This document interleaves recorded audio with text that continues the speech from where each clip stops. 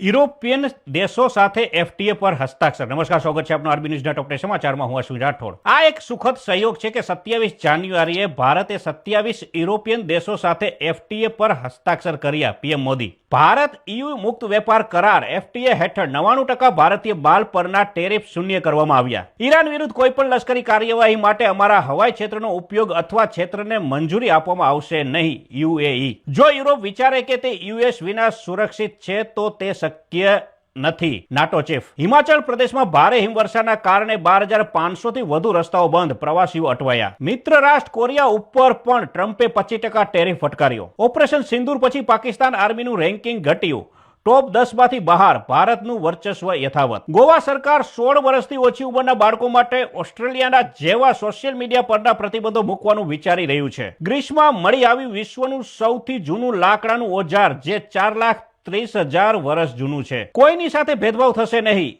યુજીસીના નવા નિયમો પર કેન્દ્રીય શિક્ષણ મંત્રી ધર્મેન્દ્ર પ્રધાનનું નિવેદન। તો આ તાજના ટોપ 10 ન્યૂઝ અને હું હતો આપની સાથે અશ્વિન રાઠોડ। જય હિન્દ, જય ભારત।